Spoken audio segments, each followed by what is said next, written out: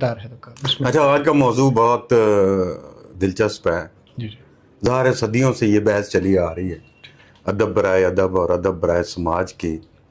ادب برائے سماج والے جو ہیں وہ دو سطحوں پر بات کرتے ہیں جی کہ ادب جو ہے وہ سماج پر لکھا جاتا ہے، جی سماج کے لیے لکھا جاتا ہے، جی اور سماج ہی اس کا مخاطب ہوتا ہے، جی سماج ہی اس سے سیکھتا ہے، لرن کرتا ہے.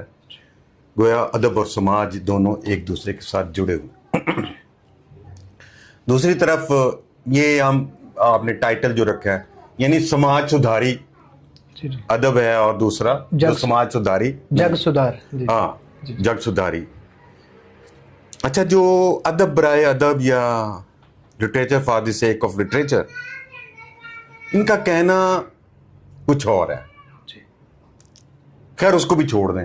جی میرا کہنا یہ ہے، ہم اس کی تصحیح کر لیتے ہیں. ادب ہم کس چیز میں پیش کرتے ہیں، اس کا ٹول کیا ہے؟ ادب کا ٹول ہے زبان.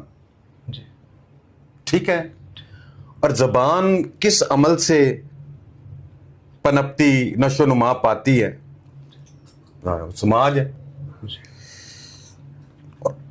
سماج کے جو مختلف سیگمنٹس ہیں، ثقافت ہے، مذہب ہے، مسلک ہے، نسل ہے، رنگ ہے، یہ ساری چیزیں مل کر بھی خطہ ہے، جغرافیائی حالات ہیں، یہ سب مل ملا کر زبان کی ساخت کاری کرتے ہیں، اس کی تشکیل کرتے ہیں.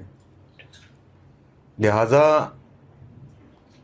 اس زبان کو جب ہم ادب میں لے کر آئیں گے، جی وہ بھلے سماج سدھار کا کام نہ کر رہی ہو، وہ زبان جو ہے مثلاً اردو، جی وہ سماج سدھار کا کام نہ کر رہی ہو، سماج کے مختلف پرتوں میں جو مختلف elements socio political, economical, historical, وہ تمام کے تمام اس زبان کا حصہ ہے جس میں جی لٹریچر یا فن پارہ جی جی یا ادب پارہ ہمارے سامنے ہے.